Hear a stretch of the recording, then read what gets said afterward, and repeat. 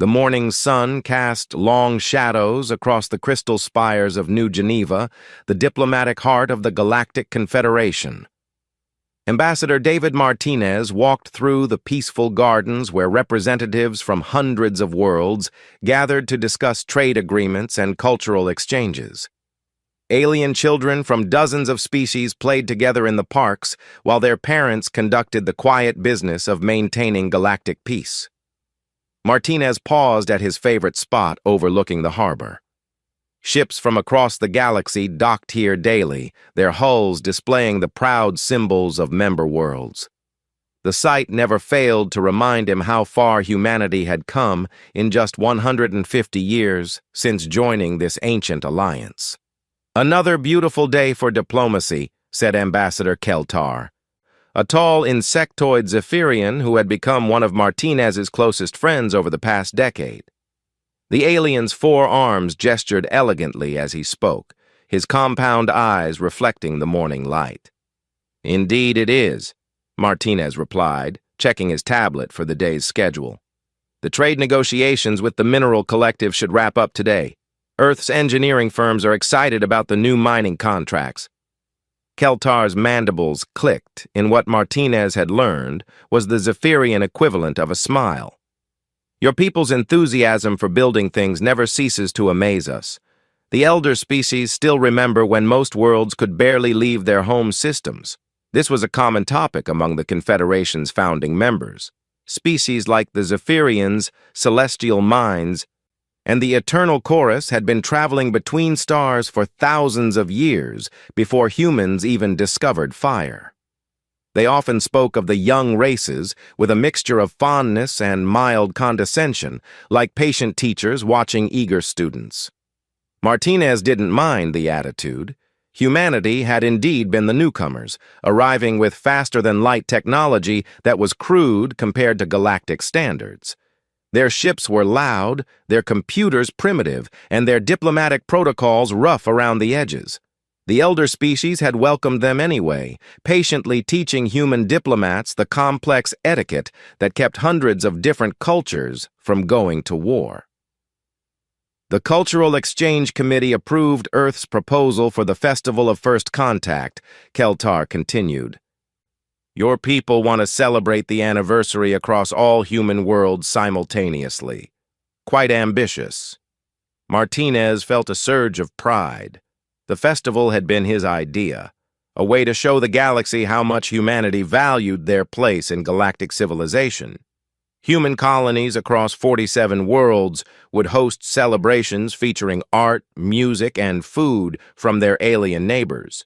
It would be the largest peaceful gathering in human space. The committee was particularly impressed by New Eden's proposal, Keltar added, a planet-wide feast featuring traditional dishes from every member species. 2 billion humans participating in cultural exchange at once. New Eden was humanity's crown jewel, a garden world where human farmers used advanced techniques learned from agricultural species across the galaxy.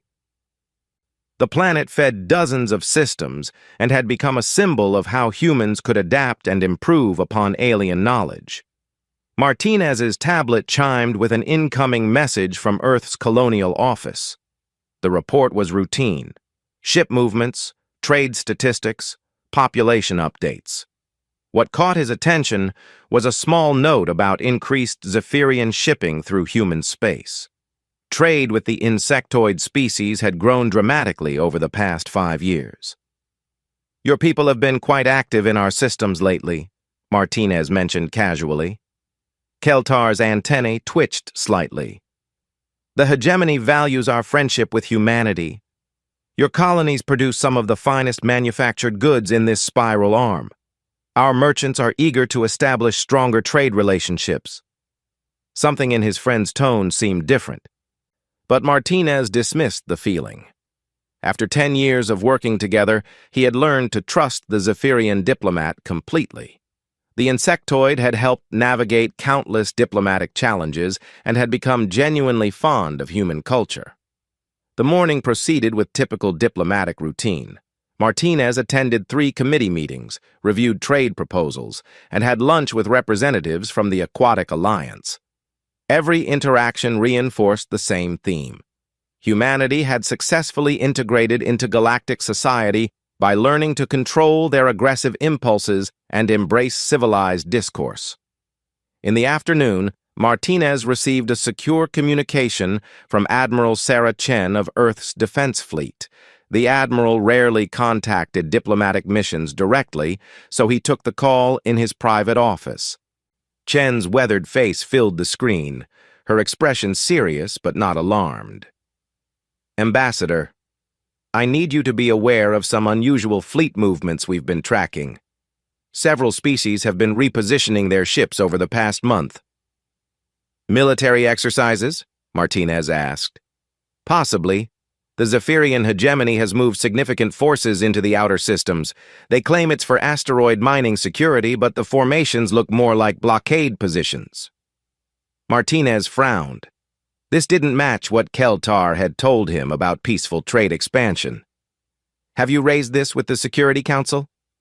"The elder species assure us it's routine. They remind us that we're still new to galactic politics and might misinterpret normal military operations." Chen's expression showed what she thought of that explanation. "I'm not comfortable, but without clear evidence of hostile intent, there's nothing we can do officially." "I understand, Admiral. I'll make some discreet inquiries through diplomatic channels." After the call ended, Martinez stared out his office window at the peaceful harbor. Alien children still played in the parks. Merchants still conducted their quiet business. Everything appeared normal, but Chen's concerns nagged at him. That evening, Martinez met Keltar for their weekly dinner at a restaurant overlooking the diplomatic quarter. The Zephyrian seemed more animated than usual, his forearms moving in complex gestures as he spoke about upcoming cultural events. "The Festival of First Contact will be remembered for generations," Keltar said, his compound eyes reflecting the restaurant's soft lighting. "A perfect celebration of how far humanity has come from its violent origins." "Violent origins?" Martinez asked. "Oh, you know what I mean. All young species go through aggressive phases.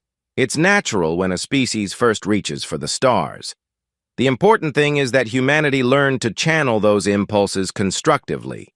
The elder species are quite proud of how civilized your people have become." Martinez nodded, but something about the phrasing bothered him. It sounded almost like an epitaph rather than a compliment. He pushed the thought away and enjoyed the rest of dinner with his friend, never suspecting that in 3 days, the Zephyrian hegemony would attempt to erase humanity from the galaxy forever. The Festival of First Contact began at sunrise on New Eden, humanity's agricultural jewel. Sarah Kim stood on the observation deck of the orbital station, watching as 2 billion people across the planet prepared for the largest celebration in human space. Colorful banners hung from every building, and the smell of cooking food from 100 different worlds drifted up from the settlements below. "The cultural exchange booths are reporting record attendance," reported Captain Hayes from the communications center. "Every human colony is participating. Even the mining stations in the Outer Rim are hosting events." Sarah smiled as she watched alien dignitaries arriving on the morning shuttles. Representatives from 30 species had come to join the celebration, including a full delegation from the Zephyrian hegemony. The insectoid beings moved with their characteristic grace through the station corridors, their compound eyes taking in the festive decorations with apparent pleasure. Down on New Eden's surface, 10-year-old Marcus Chen ran through the streets of Port Darwin with his friends, all of them wearing colorful costumes representing different alien cultures. The children laughed as they sampled exotic foods and watched performers from across the galaxy demonstrate traditional arts. Marcus stopped at a booth run by visiting Zephyrians, where the insectoid beings were teaching human children how to weave complex patterns with their 4 hands. One of the aliens, its mandibles clicking in friendly greeting, offered Marcus a cup of sweet nectar that was considered a delicacy on Zephyrian worlds. "Thank you," Marcus said in halting Zephyrian, proud of the alien words he had learned in school. The Zephyrian's antennae moved in what appeared to be pleasure. "You are most welcome, young human. Enjoy the festival." Similar scenes played out across 47 human worlds. On the mining colony of Kepler Station, human engineers shared their latest innovations with visiting alien scientists. On the university world of New Athens, students from dozens of species participated in academic competitions and cultural exchanges. Even on the remote agricultural stations, families gathered to celebrate their place in the galactic community. The attack began at exactly noon, New Eden time. Marcus was still at the Zephyrian booth when the first symptoms appeared. The friendly alien who had given him nectar suddenly staggered backwards, its compound eyes showing what might have been confusion. Then the creature began making rapid clicking sounds that Marcus didn't recognize. "Is everything okay?" Marcus asked. But the Zephyrian was already moving away with urgent, jerky motions. Within minutes, every Zephyrian on the planet was boarding emergency shuttles and leaving the surface. Their departure was so swift and coordinated that most humans barely noticed. The few who asked questions received polite explanations about urgent business and scheduling conflicts. The real horror began an hour later. Marcus felt sick to his stomach as he walked home from the festival. At first, he thought he had eaten too much alien food. But as he reached his neighborhood, he saw other people stumbling and falling in the streets. Children were crying, adults were collapsing, and a strange, sweet smell filled the air. His neighbor, Mrs. Benner Patterson, was lying motionless in her garden. Marcus ran to help her, but when he touched her shoulder, her skin felt cold and strangely soft. Her eyes stared at nothing, and she didn't respond when he called her name. Similar scenes erupted across New Eden simultaneously.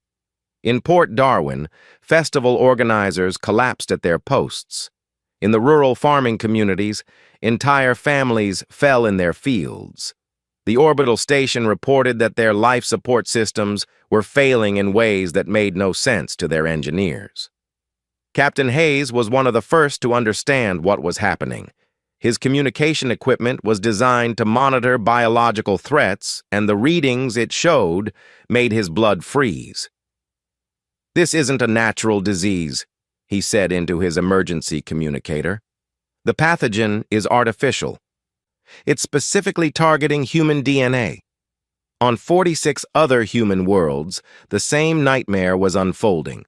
The bioweapon had been deployed through the water systems, food supplies, and even the air recycling plants. Every human settlement that had participated in the festival was experiencing simultaneous population collapse. Earth's Colonial Command received the first distress signals within hours. Admiral Chen stood in the crisis center, watching as red warning lights appeared on the star map showing every human colony. One by one, the signals from entire worlds went silent. "New Eden just went dark," reported Commander Torres, his voice shaking. 2 billion people, Admiral. We're getting no response from any surface installations." "What about the other colonies?" 17 worlds have gone completely silent. The remaining colonies are reporting massive casualties. Whatever this is, it's hitting everyone at once. Chen's hands clenched into fists as the magnitude of the attack became clear. This wasn't some natural plague or accident. The coordination and targeting were too precise. Someone had planned this carefully, using the festival as cover to strike at every human world simultaneously. Dr. Elizabeth Grant, Earth's leading biochemist, worked frantically in her laboratory to analyze samples from the affected colonies. What she found confirmed everyone's worst fears. "The pathogen is engineered," she announced to the Emergency Council. "It contains artificial genetic markers. Someone built this specifically to kill humans." "Who would do this?" asked President Santos, her face pale on the communication screen. The delivery method suggests inside knowledge, Dr. Grant replied.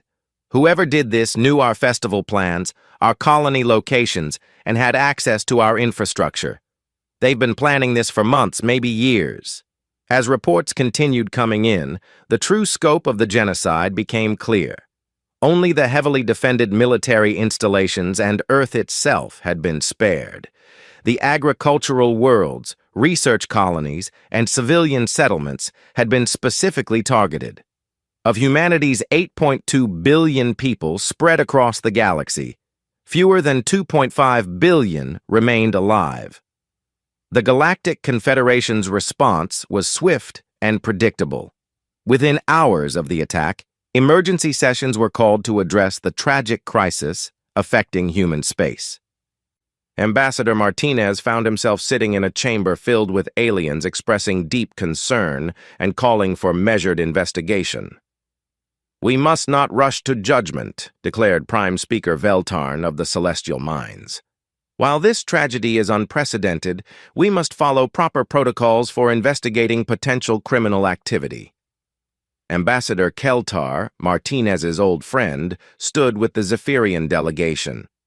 "The hegemony offers our full support for any investigation. We share the galaxy's grief over this terrible loss of life." Martinez watched his friend speak and felt something cold settle in his stomach. The Zephyrian's words were perfect, his tone appropriately somber, but his compound eyes showed no real emotion. It was the same expression Martinez had seen when Keltar discussed trade statistics or shipping schedules. "How long will this investigation take?" Martinez asked. "These matters require careful study," replied Speaker Veltarn. "We cannot risk false accusations or hasty actions. The stability of our entire civilization depends on proper legal procedures." While the Confederation debated procedures, human survivors struggled with the immediate crisis. The remaining colonies were cut off from trade routes as quarantine measures went into effect. Ships carrying medical supplies were turned away from human space for safety reasons. The survivors found themselves isolated and abandoned by the very civilization they had served faithfully for 150 years. Admiral Chen stood on the bridge of her flagship, watching as the last communication signals from the outer colonies faded to static. Around her, the surviving human fleet gathered in Earth orbit, barely 300 ships against a galaxy that suddenly seemed filled with enemies. "Ma'am," said Commander Torres quietly, "we're receiving a priority transmission from an unknown source. It's heavily encrypted, but the sender claims to have information about the attack." Chen nodded grimly. After today, she was ready to listen to anyone who might have answers about who had just attempted to destroy her species. What she didn't yet know was that the message would reveal a conspiracy far more terrible than anything she had imagined. The encrypted transmission came from the dying Zephyrian scientist, Dr. Kethmore, who had worked on biological weapons development for the hegemony's military research division.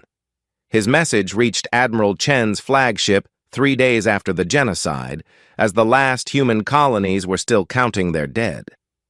Chen stood in the secure communications room, surrounded by her senior staff and Earth's top intelligence officers. The alien's image flickered on the screen, his compound eyes dim with exhaustion and what humans might recognize as guilt.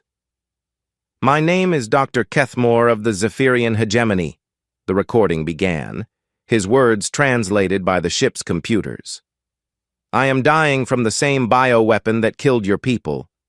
I exposed myself to it deliberately because I cannot live with what my species has done." The room fell silent as the alien continued his confession. "The pathogen was designed in our secret laboratories over the past 5 years. We called it the pruning, a weapon specifically engineered to target human DNA while leaving other species unharmed. Every member of the hegemony's ruling council knew about this project." Commander Torres leaned forward, his knuckles white as he gripped the table edge. "Why? Why would they do this?" The recording provided the answer. "Your species scared us, not because you were violent. We have dealt with violent species before. You scared us because you learned too quickly. In 150 years, you had advanced from primitive nuclear weapons to technologies that challenged our own. Your computers, your engines, your manufacturing capabilities, all of it was developing faster than any species in recorded galactic history. Dr. Grant, who had been studying the bioweapon samples, spoke quietly. He's telling the truth about the pathogen design. The genetic markers match Zephyrian biotechnology. The alien scientist's image continued. But the hegemony was not alone in this decision. The data files I am transmitting contain communications between our leadership and representatives from 17 other species. The elder races have been planning this correction for decades. Chen felt her blood turn cold as new files appeared on her screens. Diplomatic messages, scientific reports, and military planning documents painted a picture of conspiracy that reached the highest levels of galactic government. Species after species had agreed that humanity's rapid development posed a threat to the established order. The celestial minds provided psychological analysis of human behavior, Dr. Kethmore's recording explained. The Eternal Chorus helped design the delivery systems. Even some of your supposed allies in the Agricultural Alliance knew what was planned and chose to remain silent. The evidence was overwhelming. Trade agreements that positioned Zephyrian ships near human worlds.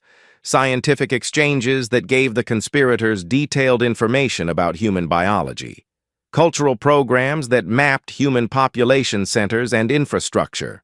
Every friendly gesture over the past 5 years had been preparation for genocide. But the most damning evidence was yet to come. This is not the first time the elder species have done this, the dying scientist continued. The files contain records going back 2,000 years. The Velkari species, extinct for 8 centuries, they were eliminated because their terraforming technology threatened agricultural monopolies. The Star Singers, whose disappearance is blamed on natural disaster? They were destroyed because their communication abilities could have unified younger species against elder control. File after file revealed the truth. The Galactic Confederation wasn't a peaceful alliance. It was a protection racket run by ancient species who eliminated any potential rivals before they could challenge the established hierarchy. Humanity was simply the latest target in a cycle of systematic murder that had shaped galactic politics for millennia. The elder species fear change, Dr. Kethmore explained. They have maintained their positions for thousands of years by ensuring no other species can threaten their dominance. When a species shows too much promise, they are corrected through disease, economic collapse, or direct military action. The survivors are left weakened and dependent, serving as cautionary tales for other ambitious worlds. Admiral Chen stared at the evidence streaming across her screens. Personal messages between alien leaders celebrating the successful pruning. Scientific reports analyzing the optimal casualty rate to leave humanity functional but never again threatening. Military assessments of which human technologies pose the greatest long-term risks. "Ma'am," Commander Torres said quietly, "there's more." The scientist included files about what comes next. The final section of Dr. Kethmore's transmission revealed the post-genocide plan. The surviving human colonies would be offered humanitarian aid in exchange for technology transfers and resource agreements. Earth would be placed under protective oversight to prevent future aggressive expansion. Human reproduction would be monitored to ensure population levels remained manageable. "They want to turn us into servants," Dr. Grant said, her voice shaking with rage. "Broken servants who remember what happens to species that aim too high." Chen closed the files and looked around the room at her officers. These were people who had devoted their careers to defending humanity through diplomacy and cooperation. They had believed in the Galactic Confederation's ideals of peace and mutual prosperity. That faith had been shattered by the revelation that their alien allies had been planning humanity's destruction for years. "Get me a priority channel to Earth," Chen ordered. "President Santos needs to see this immediately." The transmission to Earth took 6 hours to prepare and encrypt. When President Santos called the emergency session of the Colonial Council, representatives from every surviving human world gathered via quantum communication to hear the terrible truth. Santos stood before the assembled delegates, her face haggard from 3 days of crisis management. Behind her, the evidence from Dr. Kethmore's files played on massive screens, showing the full scope of the conspiracy against humanity. "The question before us is simple," Santos said after presenting the evidence. "Do we accept our place as subjects in this system, or do we reject it entirely?" The debate that followed was passionate, but brief. Representative after representative spoke of friends and family members murdered by their supposed allies. Miners from the outer colonies described how Zephyrian ships had monitored their movements for months before the attack. Agricultural coordinators revealed how alien advisors had insisted on specific infrastructure designs that later proved perfect for bioweapon delivery. "The Confederation will demand proof," warned Representative Huang from the Kepler Mining Consortium. "They'll say we're making wild accusations based on the word of one dying alien." "Then let them demand proof," replied Santos. "We don't need their permission to defend ourselves anymore." The vote was unanimous. Every surviving human colony agreed to immediate withdrawal from the Galactic Confederation. All trade agreements were terminated. All cultural exchange programs were canceled. All diplomatic missions were recalled. But Santos wasn't finished. As the representatives watched, she activated the emergency military protocols that transferred full authority to Admiral Chen and the Defense Fleet. What came next would not be decided by politicians or diplomats. "For 150 years we tried to be civilized," Santos said, her words broadcast to every surviving human in the galaxy. "We offered friendship and received genocide. We showed trust and were betrayed by those we called allies. We followed their rules and were murdered for our compliance." She paused, looking directly into the camera that would carry her message to Earth's fleet. "The Galactic Confederation has shown us that civilization is a luxury we can no longer afford. They wanted to see what happens when humanity stops being nice." "Very well. Admiral Chen, the Defense Fleet is authorized to use any means necessary to ensure this never happens to us again. The galaxy taught us that peace is only possible when our enemies are too dead to threaten us." Chen received the authorization while standing in her flagship's war room, surrounded by maps showing the positions of human survivors and potential threats. She looked at her staff officers, seeing her own determination reflected in their faces. "Ladies and gentlemen," she said quietly, "the Confederation thinks they've seen human technology. They think they know what we're capable of. They're about to learn they were wrong about that, too." What the elder species didn't know was that humanity had been preparing for this possibility since the day they joined the Confederation.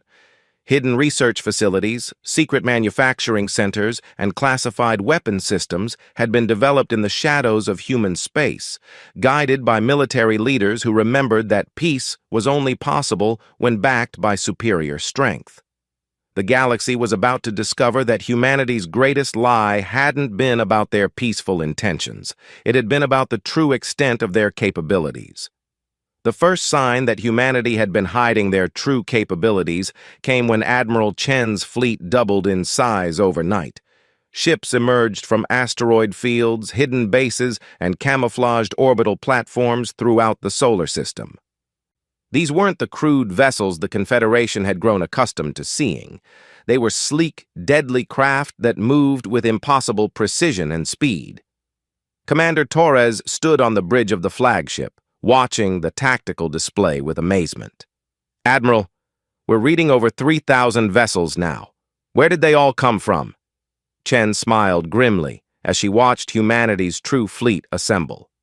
"We've been building them for 60 years, Commander. Every mining operation in the outer system, every research station beyond Pluto, every commercial facility that aliens weren't allowed to visit. The Confederation thought they were watching us, but we were preparing for the day they showed their true nature. The ships themselves represented technology that no other species possessed.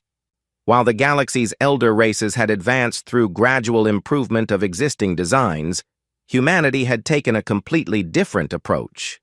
Every human vessel was controlled by artificial intelligence systems that made split-second decisions across hundreds of variables simultaneously. Dr. Sarah Kim, who had survived the New Eden massacre by being on the orbital station, now served as the fleet's chief technology officer. She stood in the command center of the research vessel Newton, coordinating with AI systems that the Confederation didn't even know were possible. "Area, begin deployment sequence for the first wave," she commanded. "Acknowledged, Dr. Kim," replied the artificial intelligence in a voice that sounded almost human. "Beginning manufacturing protocols for Phase 1 operations. Estimated completion time, 47 hours. What happened next would have terrified the Confederation's military leaders if they had understood what they were seeing. Human ships didn't just carry weapons. They carried entire automated factories capable of replicating themselves using raw materials from any star system. Within hours of arriving at their targets, human vessels could strip mine entire asteroids and convert them into additional ships, weapons, or infrastructure. The first target was the Zephyrian outpost of Kerrigan's World, a military facility that had served as a staging area for ships involved in the genocide. The hegemony had chosen this remote location specifically because it was far from major shipping lanes and unlikely to attract attention. Admiral Chen's task force arrived in the system exactly 72 hours after receiving authorization to act. The Zephyrian defenders detected the incoming human ships and prepared for a conventional battle, following standard Confederation military doctrine that had remained unchanged for centuries. They were completely unprepared for what actually happened. Instead of engaging the defensive fleet, human ships released swarms of self-replicating machines that spread throughout the system like a metallic plague.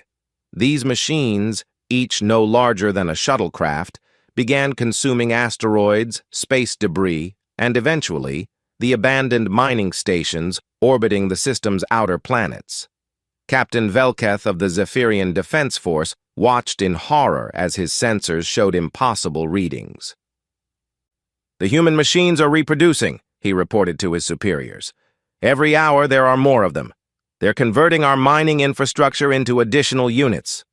The Zephyrian fleet tried to fight back, but their weapons had been designed to combat ships, not swarms of intelligent machines that could adapt their behavior in real time.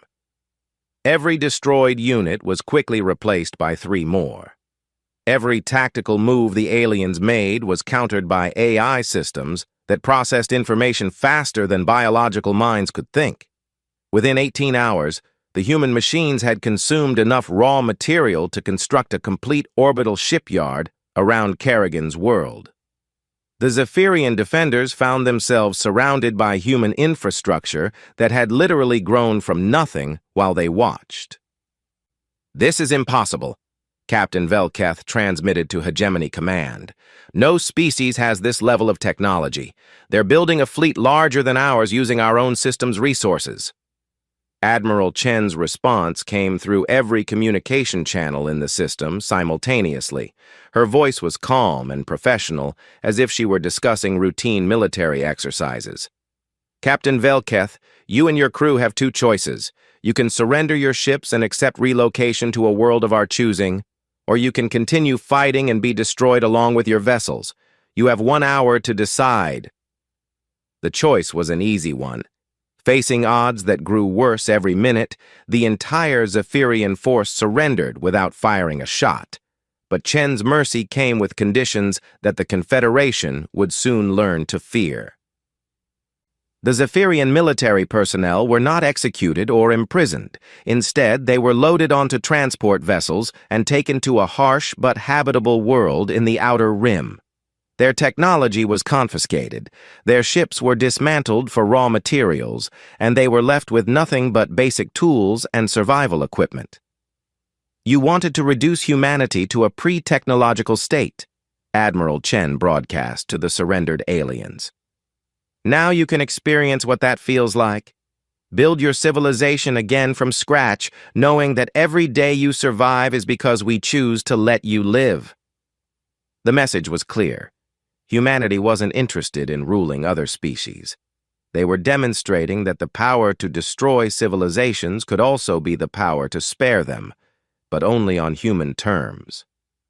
News of Kerrigan's world spread through the galaxy within days, but the elder species couldn't believe what their intelligence reports described. The idea that humanity possessed such advanced technology seemed impossible. They had been monitoring human development for decades and seen only crude computers and simple manufacturing techniques. What they didn't understand was that humanity's greatest achievement wasn't any particular technology. It was their ability to hide their true capabilities while appearing primitive and harmless. Every inefficient human computer contained quantum processing cores that operated beyond the galaxy's understanding. Every simple manufacturing facility included molecular assemblers that could build anything from raw atoms. The Celestial Minds Analysis Division worked frantically to understand how they had missed such advanced development. Prime Analyst Morden reviewed decades of intelligence reports looking for clues about humanity's hidden capabilities. Their learning curve was always too steep, he reported to the Confederation's Emergency Council. We assumed they were copying our technology, but they were actually developing completely different approaches. While we improved our existing designs, they were inventing entirely new ways of thinking about physics and engineering. The Confederation's response was swift but ultimately futile. Fleets from a dozen species converged on human space, confident that overwhelming numbers would compensate for any technological disadvantage. The elder races had maintained galactic dominance for millennia through superior firepower and tactical coordination. They discovered that their traditional advantages meant nothing against an enemy that could manufacture reinforcements faster than they could be destroyed. The Battle of Wolf 359 became the decisive engagement that shattered the Confederation's military power. Nearly 200 alien warships faced off against 30 human vessels in what should have been a one-sided victory for the attacking fleet. The battle lasted exactly 17 minutes. Human ships moved with impossible coordination, their AI systems sharing information and tactical updates faster than any biological crew could process. When alien vessels fired their weapons, human ships weren't where the targeting computers predicted they would be. When aliens tried to coordinate their attacks, human electronic warfare systems disrupted their communications and fed false information to their sensors. But the truly devastating moment came when the human fleet revealed their final technological advantage. Instead of fighting a conventional battle, they deployed gravitational manipulation devices that no other species had even theorized about. Alien ships found themselves pulled into crushing tidal forces or flung away from the battle zone at near-light speed. Captain Martinez of the Aquatic Alliance vessel Tidal Force transmitted a surrender request after watching his allies' ships crushed like tin cans by invisible forces. "What do you want from us?" he asked. Admiral Chen's response was broadcast to every surviving alien vessel. "We want you to go home and tell your governments what you've seen here. Tell them that humanity tried to be civilized for 150 years. Tell them that when you chose genocide, you taught us that civilization was a weakness we couldn't afford."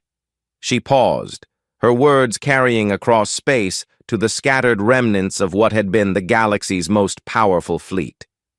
"Tell them that we're not your subjects anymore. We're not your equals anymore. We're your superiors, and the only reason your species will continue to exist is because we choose to let you live. But if you ever threaten humanity again, if you ever even think about threatening humanity again, we won't stop at destroying your fleets. We'll ensure your species never develops past the Stone Age." The surviving alien ships fled to their home systems, carrying news that would reshape galactic politics forever. The age of elder species dominance was ending, and a new era of human supremacy was about to begin. 18 months after the genocide, Admiral Chen stood on the observation deck of the orbital platform that had once been the Zephyrian hegemony's capital world.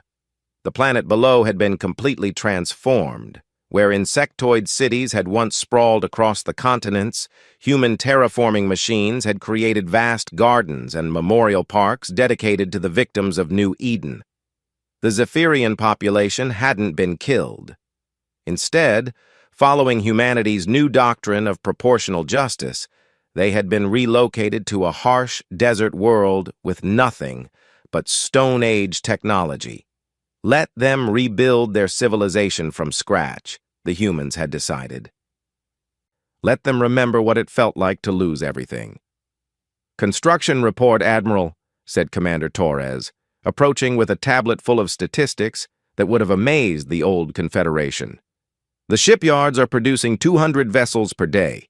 Manufacturing efficiency is up 30% from last month." Chen nodded as she reviewed the numbers. Humanity's self-replicating technology had spread across 40 star systems, converting entire worlds into industrial complexes that produced ships, weapons, and infrastructure at unprecedented rates. The galaxy's old economic models had become obsolete overnight. "Any word from the surrender negotiations?" The Eternal Chorus submitted their formal capitulation this morning. That makes 14 species that have accepted the new terms. The Celestial Minds are still holding out, but their outer colonies are reporting food shortages. The new terms were simple and non-negotiable. Species that had participated in or supported the genocide would be reduced to pre-industrial technology levels and relocated to marginal worlds. Species that had opposed the genocide or tried to help humanity would become junior partners in the new order. Species that remain neutral would be allowed to continue existing under human oversight. There was no fourth option. Dr. Sarah Kim materialized on the observation deck via hologram, her image transmitted from the research station orbiting Earth. "Admiral, we've completed the analysis of the Velkari archives. You're going to want to see this." The Velkari had been one of 17 species eliminated by the elder races over the past 2 millennia. Human archaeological teams had discovered their ruins on dead worlds throughout the galaxy, uncovering evidence of civilizations that had been systematically destroyed for threatening the established order. "What did you find?" Chen asked. "They were artists, Admiral. The Velkari species had developed the most beautiful terraforming technology in galactic history. They could turn dead rocks into paradise worlds in less than a decade. The elder species killed them because their techniques would have made agricultural monopolies obsolete." Chen felt the familiar anger burning in her chest. Every week brought new evidence of the Confederation's crimes. Species destroyed for developing better medicine, better communication, better transportation. The galaxy's supposed golden age of peace had been built on systematic murder. "The Star Singers were even worse," Dr. Kim continued. "They had developed instantaneous communication across galactic distances. The technology would have connected every species in the galaxy and made the elder race's information monopolies impossible. So they engineered a plague that killed 98% of the population and made the survivors forget their own scientific knowledge." This was why Chen felt no guilt about humanity's response. The elder species hadn't just attempted genocide against humans. They had been committing genocide for thousands of years. The only difference was that humanity had survived and struck back. "Admiral," interrupted Lieutenant Zhang from the communications station, "we're receiving a transmission from the Confederation's Emergency Council. They want to negotiate." Chen almost laughed.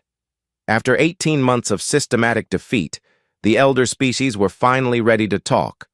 Their fleets had been destroyed, their technology had been proven obsolete, and their populations were facing shortages as human blockades cut off trade routes.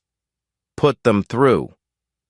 The holographic image of Prime Speaker Veltarn of the Celestial Minds appeared on the deck, his tall form looking somehow diminished despite the technology. Behind him, Chen could see representatives from the surviving elder species, their faces showing defeat and desperation. "Admiral Chen," Veltarn began, his voice carefully controlled, "the Confederation is prepared to offer substantial reparations for the regrettable actions taken against humanity. We can provide territorial concessions, technology transfers, and guarantees that nothing like this will ever happen again." Chen studied the alien leader for a long moment. This was the being who had personally approved the psychological analysis that helped design the genocide. His species had provided the theoretical framework for destroying human civilization, and now he wanted to negotiate as if this were a normal diplomatic dispute. "Prime Speaker," Chen said finally, "you seem to misunderstand the situation. We're not here to negotiate. We're here to inform you of the new reality." She gestured to the transformed world below them. "This is what happens to species that commit genocide. Your colonies will be dismantled, your populations relocated, and your technology confiscated. You will be given basic tools and allowed to rebuild your civilization from the ground up." "You cannot be serious," Veltarn protested. "The Celestial Minds have existed for over 3,000 years. Our scientific achievements, our cultural heritage, should have been considered before you decided to exterminate my species," Chen interrupted. "You wanted to prune the galaxy of threatening races. Consider this your turn to be pruned." The alien's composure finally cracked. "This is madness. You're destroying galactic civilization." "No," Chen replied calmly. "We're replacing it. The old system was based on elder species maintaining power by murdering their potential competitors. The new system will be based on humanity ensuring that genocide is never profitable again." She paused, letting the implications sink in. "Species that behave civilized will be treated civilized. Species that commit genocide will face extinction. It's a very simple rule." "And what of species that surrender now?" asked another voice. Ambassador Keltar, Martinez's old friend from the diplomatic days. The Zephyrian looked much older now, his compound eyes dim with exhaustion. "The hegemony lost their right to negotiate when they deployed bioweapons against civilian populations," Chen answered. "But other species can still choose their fate. Surrender completely and accept relocation to marginal worlds, and your populations will survive. Continue fighting, and join the Velkari in archaeological history." The negotiations that followed were less discussions than surrender ceremonies. One by one, the elder species that had ruled the galaxy for millennia submitted to human authority. Their fleets were dismantled, their populations relocated, and their worlds converted into human manufacturing centers. But Chen's harshest justice was reserved for the species that had known about the genocide and chosen silence. These civilizations weren't destroyed, they were simply ignored. Cut off from trade, blocked from communication networks, and left to watch as humanity reshaped the galaxy around them. "It's crueler than destruction," observed Commander Torres as they watched refugee ships leaving former Confederation worlds. "They get to live, but they'll never matter again." "That's the point," Chen replied. "Death is final, but irrelevance lasts forever. Let them spend the next 1,000 years remembering that they had the chance to do the right thing and chose cowardice instead." 6 months later, President Santos visited the new human capital on what had once been the hegemony's homeworld. She stood in the memorial hall dedicated to the genocide victims, reading names that scrolled past for hours. 2 billion humans murdered for the crime of being successful. "The galaxy is quiet now," she reported to Chen during their private meeting. No wars, no territorial disputes, no trade conflicts. Fear is an excellent peacekeeping tool. Chen nodded as she looked out at the construction projects, reshaping the world below. Human cities were rising where alien metropolises had once stood, populated by survivors from the genocide and new settlers from Earth. The children playing in the parks would grow up in a galaxy where humanity's dominance was unquestioned. "Any regrets, Admiral?" Santos asked. Chen considered the question carefully. In the old galaxy, diplomacy and cooperation had been rewarded with attempted extinction. In the new galaxy, civilized behavior was protected by the absolute certainty that genocide would be met with complete destruction. "The elder species spent 2,000 years proving that might makes right," Chen said finally. "We didn't change the rules. We just became the strongest species in the galaxy. Now when someone wants to commit genocide, they have to ask themselves, do I really want to face humanity's response?" She turned to look at the president, her expression serious. "The galaxy is peaceful because potential aggressors know what happened to the last species that tried to eliminate a rival. That's not a system based on trust or cooperation. It's a system based on fear. But fear works, and trust got 5 billion of our people killed." As the sun set on the former hegemony capital, Chen made her final log entry of the day. Her words would become part of the historical record, explaining humanity's transformation from hopeful diplomats to galactic overlords. "The Confederation taught us that civilization is a luxury that only the strong can afford. They thought they were teaching us humility. But they actually taught us that in a galaxy where genocide is considered acceptable policy, the only way to ensure peace is to become so powerful that no one dares threaten you." She paused, watching human ships patrol the orbital space above the transformed world. "We tried their way for 150 years. We were rewarded with bioweapons and mass murder. Now we'll try our way. The galaxy wanted to see what happens when humans stop being civilized. The answer is simple. We become the most terrifyingly effective protectors of civilization the galaxy has ever seen." Outside her window, alien children played in human-designed parks under human-controlled skies, learning that the price of peace was absolute submission to the species that had proven genocide was a very, very expensive mistake.